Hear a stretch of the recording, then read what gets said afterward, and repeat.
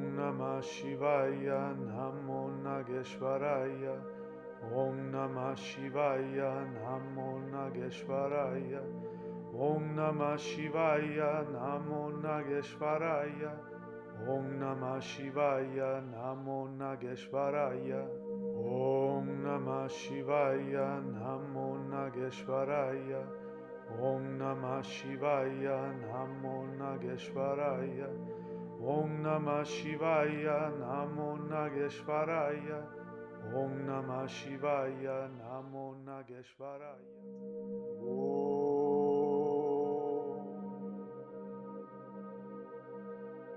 Triambakam yajammahe sugandhim pushtivardhanam urvarukamiva bandhanan mrityurmukshiyam amritat.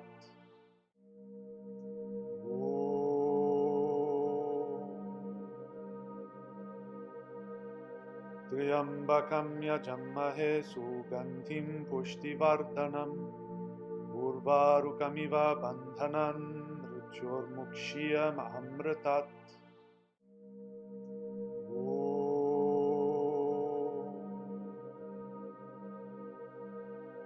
Triambakam yajammahe sugandhim pushtivardhanam urvarukamiva bandhanan mrityurmukshiyam amritat.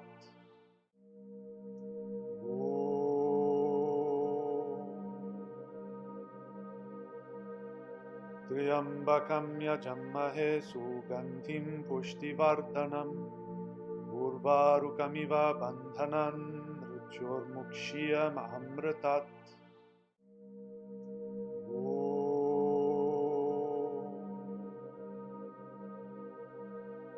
Triambakam yajammahe sugandhim pushtivardhanam urvarukamiva bandhanan mrityurmukshiyam amritat.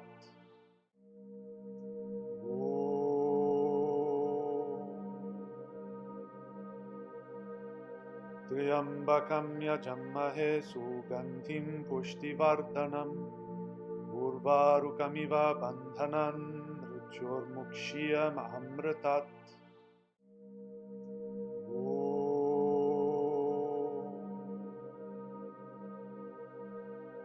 Triambakam yajammahe sugandhim pushtivardhanam urvarukamiva bandhanan mrityurmukshiyam amritat.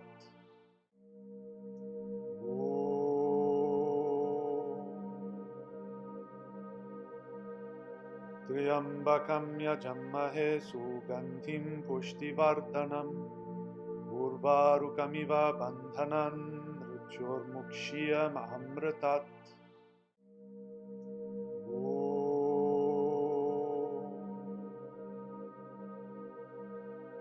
Triambakam yajammahe sugandhim pushtivardhanam urvarukamiva bandhanan mrityurmukshiyam amritat.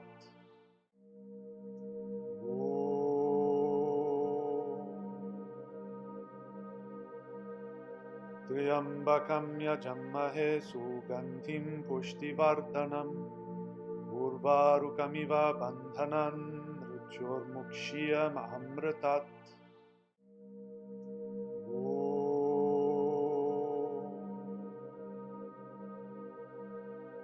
Triambakam yajammahe sugandhim pushtivardhanam urvarukamiva bandhanan mrityurmukshiyam amritat.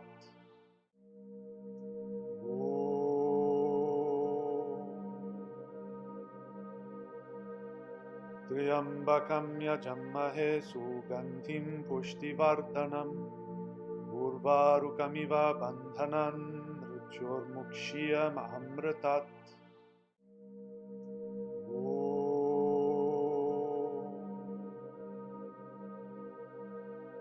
Triambakam yajammahe sugandhim pushtivardhanam urvarukamiva bandhanan mrityurmukshiyam amritat.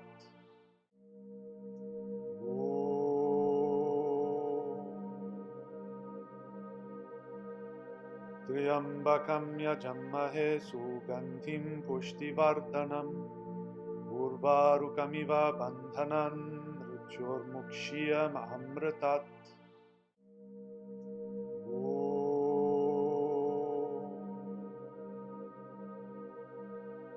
Triambakam yajammahe sugandhim pushtivardhanam. Urvarukamiva bandhanan mrityurmukshya mahamritat.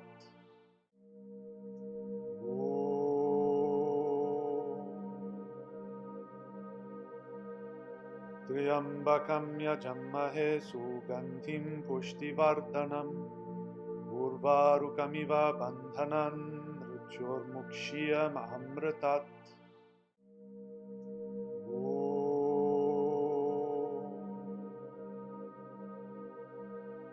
Triambakam yajammahe sugandhim pushtivardhanam. Urvarukamiva bandhanan mrityurmukshya mahamritat.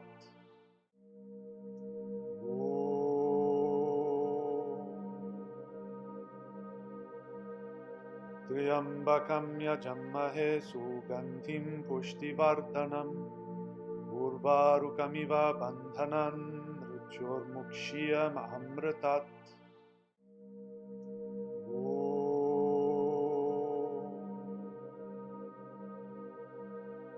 Triambakam yajammahe sugandhim pushtivardhanam. Urvarukamiva bandhanan mrityurmukshya mahamritat.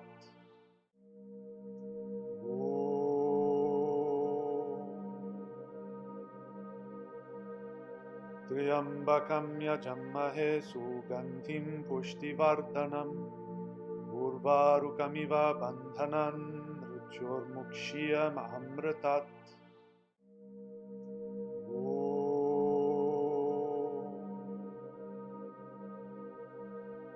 Triambakam yajammahe sugandhim pushtivardhanam. Urvarukamiva bandhanan mrityurmukshya mahamritat.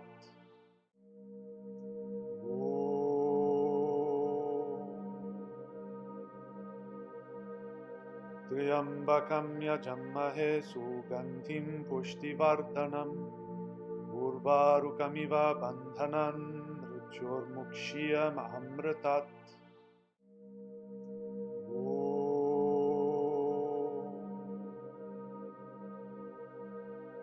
Triambakam yajammahe sugandhim pushtivardhanam. Urvarukamiva bandhanan mrityurmukshya mahamritat.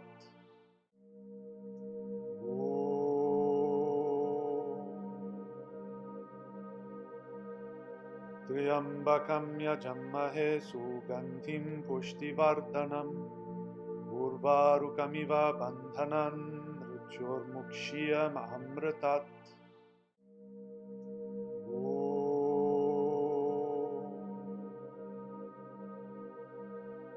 Triambakam yajammahe sugandhim pushtivardhanam.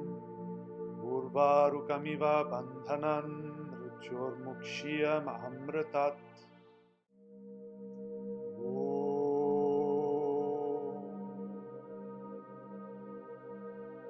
Triambakam yajammahe sugandhim pushtivardhanam.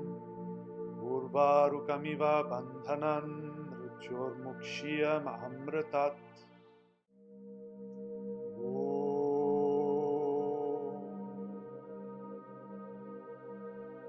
Triambakam yajammahe sugandhim pushtivardhanam. Urvarukamiva bandhanan mrityurmukshya mahamritat.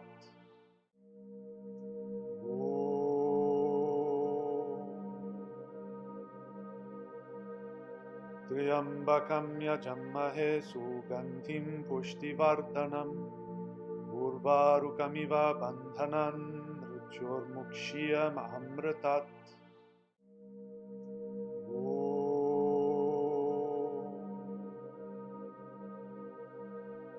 Triambakam yajammahe sugandhim pushtivardhanam.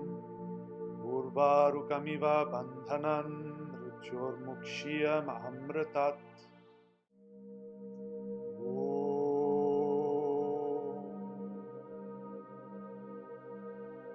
त्र्यम्बकं यजामहे सुगन्धिं पुष्टिवर्धनम् उर्वारुकमिव बन्धनान् मृत्योर्मुक्ष्यमृतात्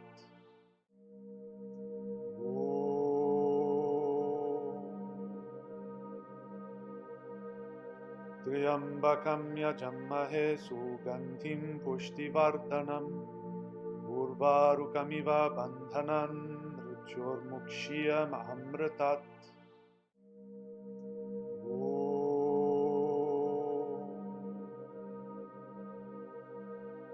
त्र्यम्बकं यजामहे सुगन्धिं पुष्टिवर्धनम् उर्वारुकमिव बन्धनान् मृत्योर्मुक्ष्यमृतात्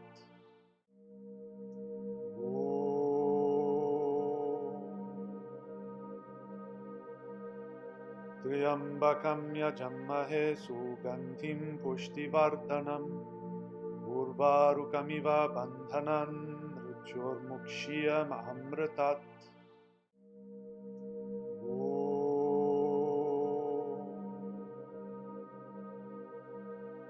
त्र्यम्बकं यजामहे सुगन्धिं पुष्टिवर्धनम् उर्वारुकमिव बन्धनान् मृत्योर्मुक्ष्यमृतात्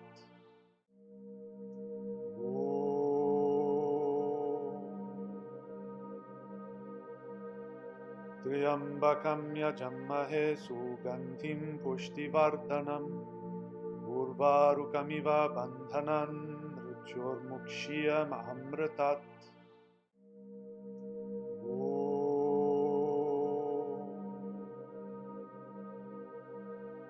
त्र्यम्बकं यजामहे सुगन्धिं पुष्टिवर्धनम् उर्वारुकमिव बन्धनान् मृत्योर्मुक्ष्यमृतात्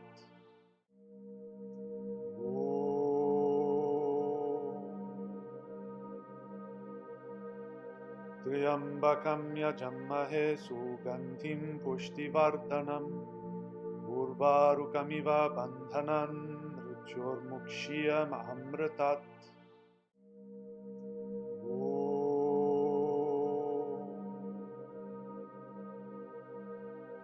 त्र्यम्बकं यजामहे सुगन्धिं पुष्टिवर्धनम् उर्वारुकमिव बन्धनान् मृत्योर्मुक्ष्यमृतात्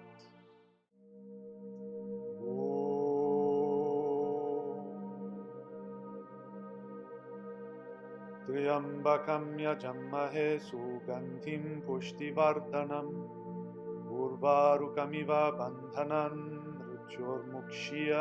मृत्योर्मुक्ष्यमृतात्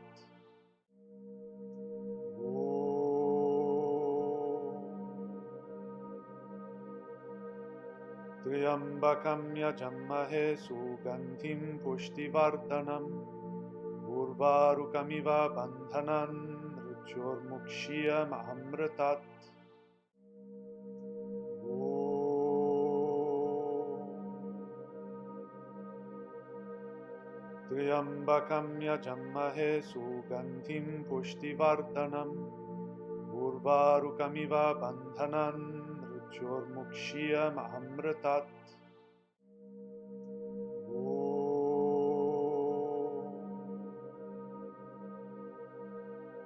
त्र्यम्बकं यजामहे सुगन्धिं पुष्टिवर्धनम् उर्वारुकमिव बन्धनान् मृत्योर्मुक्ष्यमृतात्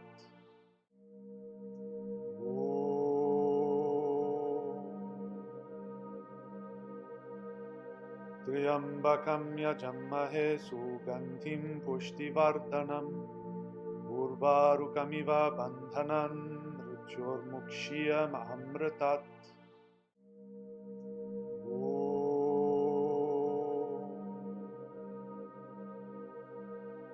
त्र्यम्बकं यजामहे सुगन्धिं पुष्टिवर्धनम् उर्वारुकमिव बन्धनान् मृत्योर्मुक्ष्यमृतात्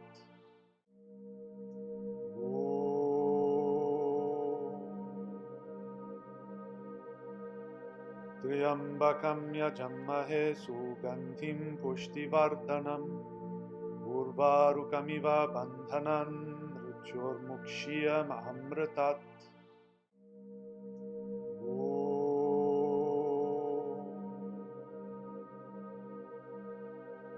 त्र्यम्बकं यजामहे सुगन्धिं पुष्टिवर्धनम् उर्वारुकमिव बन्धनान् मृत्योर्मुक्षीयमामृतात्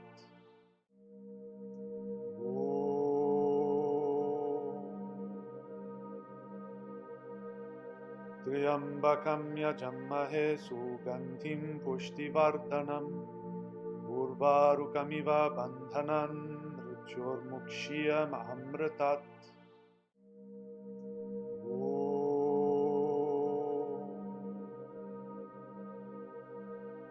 त्र्यम्बकं यजामहे सुगन्धिं पुष्टिवर्धनम् उर्वारुकमिव बन्धनान् मृत्योर्मुक्षीयमामृतात्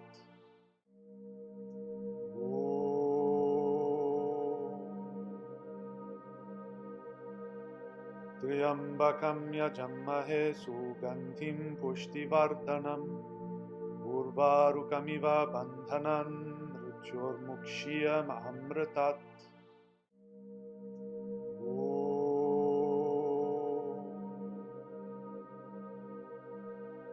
त्र्यम्बकं यजामहे सुगन्धिं पुष्टिवर्धनम् उर्वारुकमिव बन्धनान् मृत्योर्मुक्षीयमामृतात्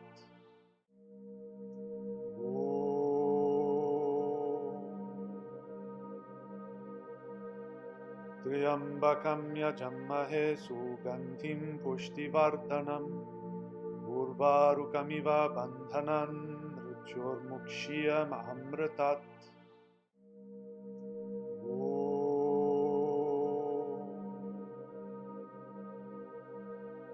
त्र्यम्बकं यजामहे सुगन्धिं पुष्टिवर्धनम् उर्वारुकमिव बन्धनान् मृत्योर्मुक्षीयमामृतात्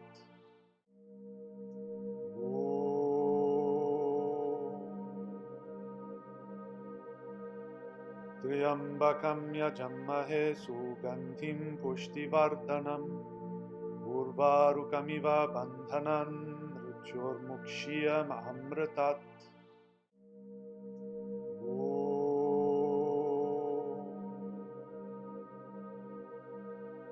त्र्यम्बकं यजामहे सुगन्धिं पुष्टिवर्धनम् उर्वारुकमिव बन्धनान् मृत्योर्मुक्षीयमामृतात्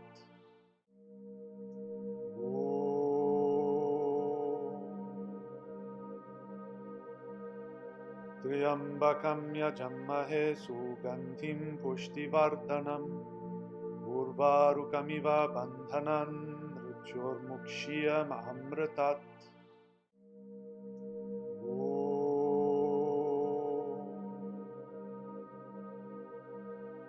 त्र्यम्बकं यजामहे सुगन्धिं पुष्टिवर्धनम् उर्वारुकमिव बन्धनान् मृत्योर्मुक्षीयमामृतात्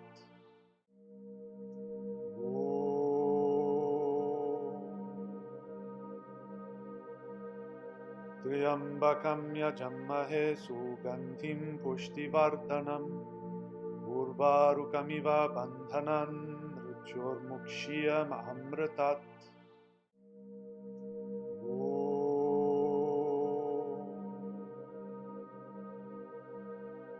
त्र्यम्बकं यजामहे सुगन्धिं पुष्टिवर्धनम् उर्वारुकमिव बन्धनान् मृत्योर्मुक्षीयमामृतात् त्र्यम्बकं यजामहे सुगन्धिं पुष्टिवर्धनम् उर्वारुकमिव बन्धनान् मृत्योर्मुक्षीयमामृतात् त्र्यम्बकं यजामहे सुगन्धिं पुष्टिवर्धनम् उर्वारुकमिव बन्धनान् मृत्योर्मुक्षीयमामृतात् त्र्यम्बकं यजामहे सुगन्धिं पुष्टिवर्धनम् उर्वारुकमिव बन्धनान् मृत्योर्मुक्षीयमामृतात्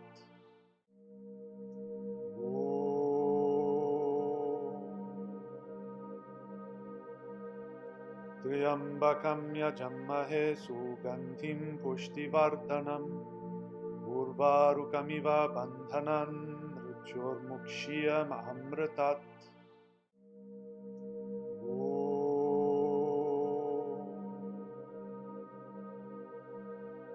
त्र्यम्बकं यजामहे सुगन्धिं पुष्टिवर्धनम् उर्वारुकमिव बन्धनान् मृत्योर्मुक्षीयमामृतात्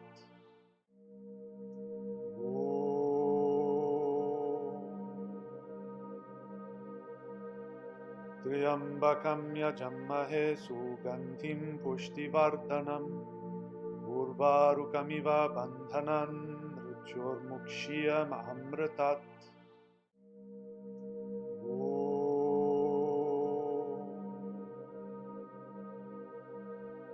त्र्यम्बकं यजमहे सुगन्धिं पुष्टिवर्धनम् उर्वारुकमिव बन्धनान् मृत्योर्मुक्ष्यमृतात्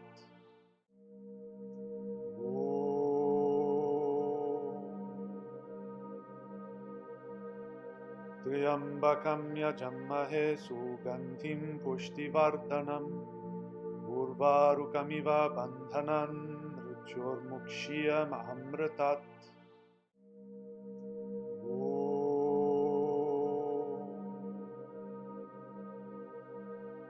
त्र्यम्बकं यजमहे सुगन्धिं पुष्टिवर्धनम् उर्वारुकमिव बन्धनान् मृत्योर्मुक्ष्यमृतात्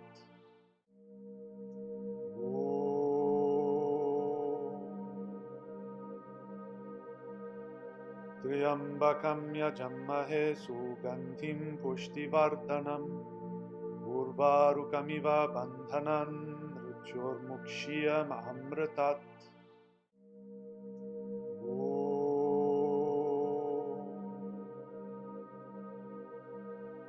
त्र्यम्बकं यजमहे सुगन्धिं पुष्टिवर्धनम् उर्वारुकमिव बन्धनान् मृत्योर्मुक्ष्यमृतात्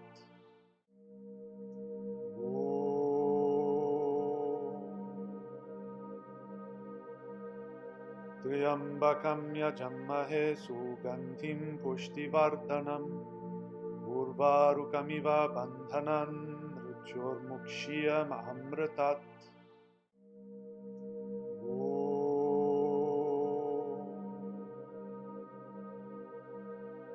त्र्यम्बकं यजमहे सुगन्धिं पुष्टिवर्धनम् उर्वारुकमिव बन्धनान् मृत्योर्मुक्ष्यमृतात्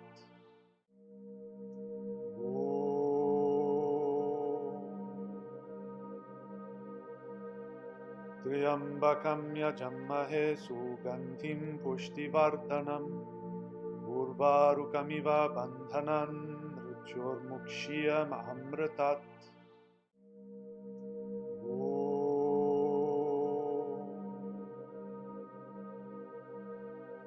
त्र्यम्बकं यजमहे सुगन्धिं पुष्टिवर्धनम् उर्वारुकमिव बन्धनान् मृत्योर्मुक्ष्यमृतात् त्र्यम्बकं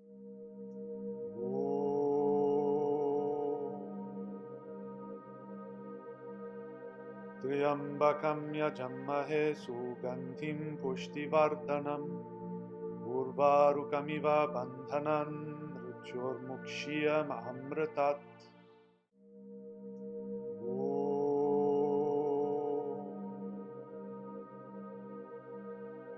त्र्यम्बकं यजमहे सुगन्धिं पुष्टिवर्धनम् उर्वारुकमिव बन्धनान् मृत्योर्मुक्ष्यमृतात्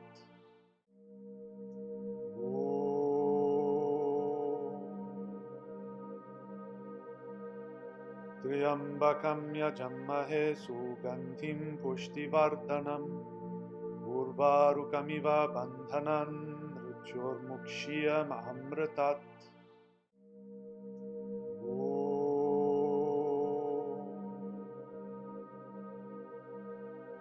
त्र्यम्बकं यजमहे सुगन्धिं पुष्टिवर्धनम् उर्वारुकमिव बन्धनान् मृत्योर्मुक्ष्यमृतात्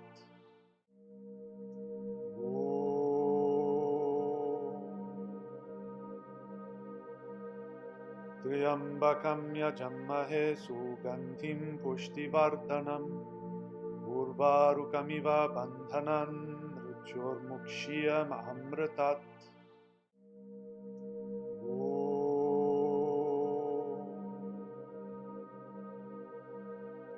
त्र्यम्बकं यजमहे सुगन्धिं पुष्टिवर्धनम् उर्वारुकमिव बन्धनान् मृत्योर्मुक्ष्यमृतात्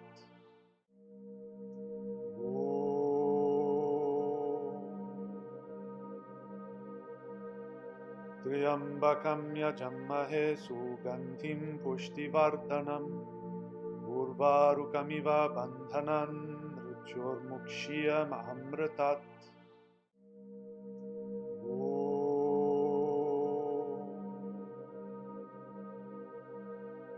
त्र्यम्बकं यजमहे सुगन्धिं पुष्टिवर्धनम् उर्वारुकमिव बन्धनान् मृत्योर्मुक्ष्यमृतात्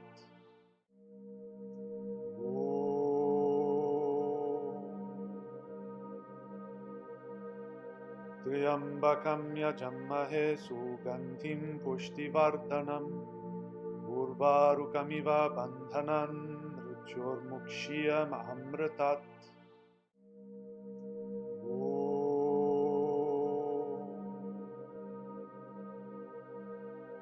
त्र्यम्बकं यजमहे सुगन्धिं पुष्टिवर्धनम् उर्वारुकमिव बन्धनान् मृत्योर्मुक्ष्यमृतात्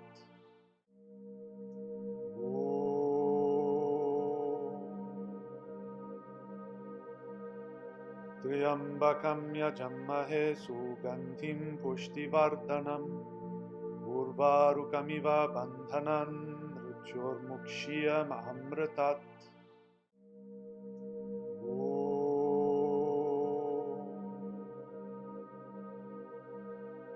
त्र्यम्बकं यजमहे सुगन्धिं पुष्टिवर्धनम् उर्वारुकमिव बन्धनान् मृत्योर्मुक्ष्यमृतात्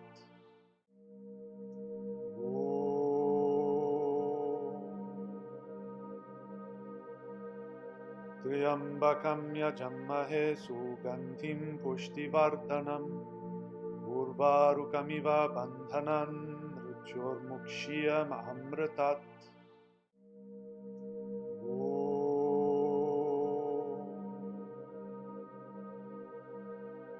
त्र्यम्बकं यजमहे सुगन्धिं पुष्टिवर्धनम् उर्वारुकमिव बन्धनान् मृत्योर्मुक्ष्यमृतात्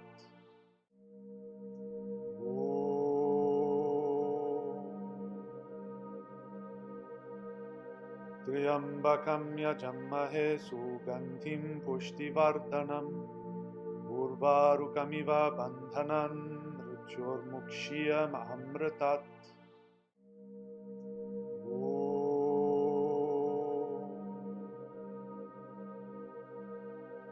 त्र्यम्बकं यजमहे सुगन्धिं पुष्टिवर्धनम् उर्वारुकमिव बन्धनान् मृत्योर्मुक्ष्यमृतात्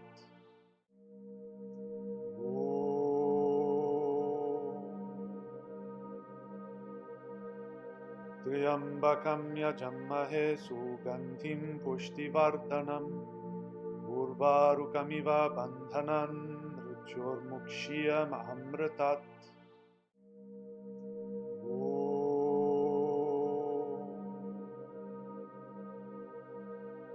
त्र्यम्बकं यजमहे सुगन्धिं पुष्टिवर्धनम् उर्वारुकमिव बन्धनान् मृत्योर्मुक्ष्यमृतात्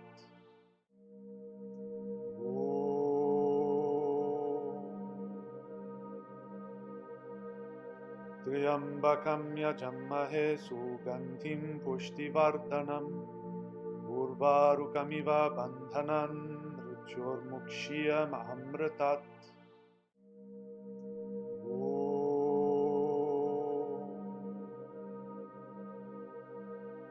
त्र्यम्बकं यजमहे सुगन्धिं पुष्टिवर्धनम् उर्वारुकमिव बन्धनान् मृत्योर्मुक्ष्यमृतात्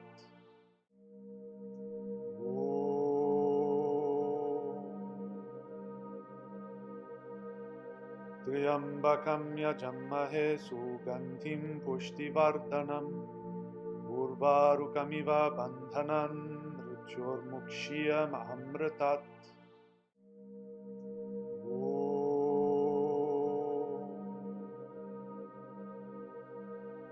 त्र्यम्बकं यजमहे सुगन्धिं पुष्टिवर्धनम् उर्वारुकमिव बन्धनान् मृत्योर्मुक्ष्यमृतात्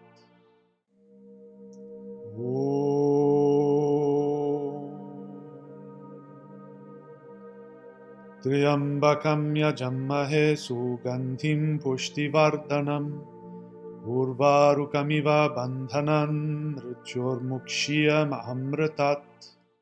Real esoteric spirituality without all of the fluff, without all of the nonsense. This is the thunderwizard.com YouTube channel. Click